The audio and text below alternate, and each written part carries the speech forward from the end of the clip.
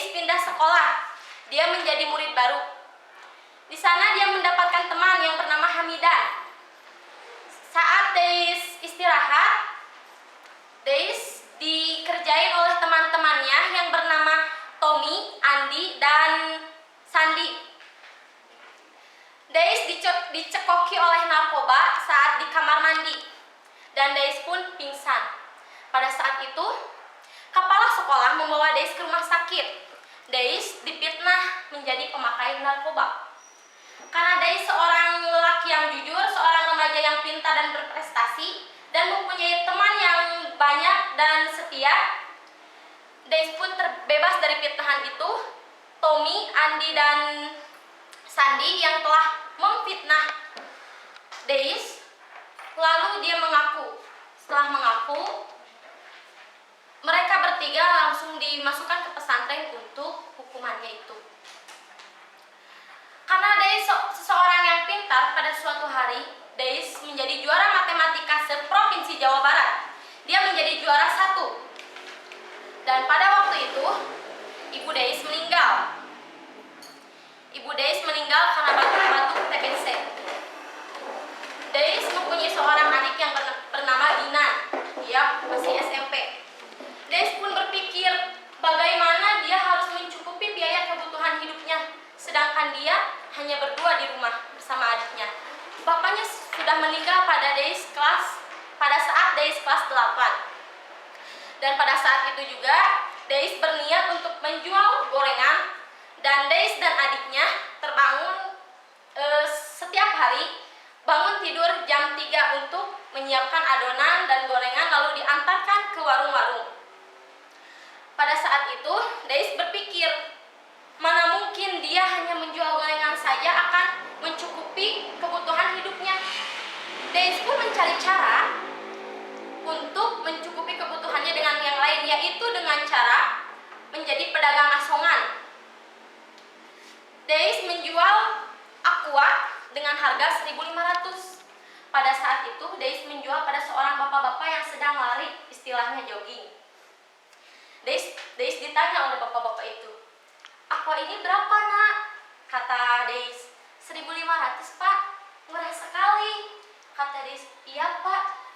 Seorang bapak itu berpikir, anak ini sungguh jujur. Sebaiknya aku mengambil dia menjadi karyawan di perusahaanku. "Deis, kamu masih sekolah?" "Iya, Pak, saya masih sekolah. Apa kamu mau kerja di perusahaan saya?" "Iya, Pak, saya sanggup." "Oke, mulai besok Anda bisa kerja di perusahaan saya, di toko saya." "Iya, Pak." Dan Deis pun pergi ke rumah dengan wajah yang gembira, dengan wajah yang senang sekali. Dia pun menceritakan semua kejadian itu pada adiknya yang bernama Ginan. Dan pada saat itu juga Deis setiap hari pulang jam 12, dan pada jam 2 dia bekerja di toko si bapak itu. Pada suatu hari, Deis diajak oleh kepala sekolah untuk mengikuti lomba matematika senasional. Deis pun awalnya menolak karena dia merasa tidak mampu. Dia tidak mempunyai kelengkapan untuk buku-bukunya, dia pun tidak mempunyai ongkos untuk apanya. Tetapi kepala sekolah itu memberikan motivasi bahwa dia akan memberi kelengkapan untuk semua alat-alat atau kebutuhannya, dan Deis pun bersedia. Pada suatu pagi, Deis pergi ke Bandung untuk menjalani lomba matematika tersebut. Dan pada saat itu, Deis diuji coba oleh 3 juri. Satu juri menguji coba tentang pengalaman hidupnya, satu juri menguji tentang matematika, satu juri menguji tentang kemampuan kejujurannya. Dan pada saat itu juga nilai Deis 100.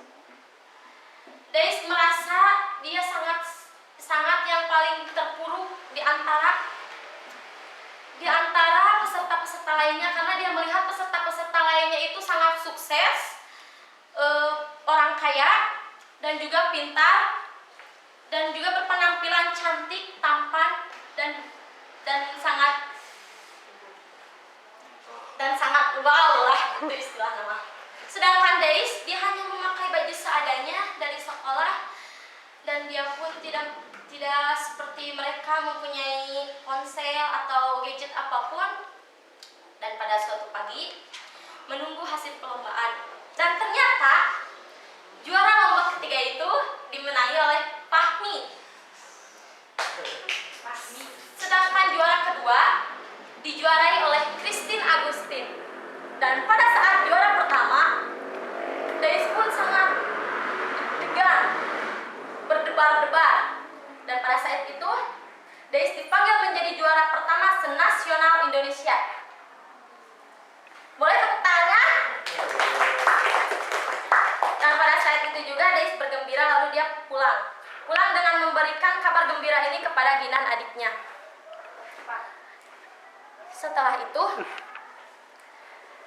Dais mendapat juara 1 dan mendapat liburan ke Jogja dan Bali. Asik.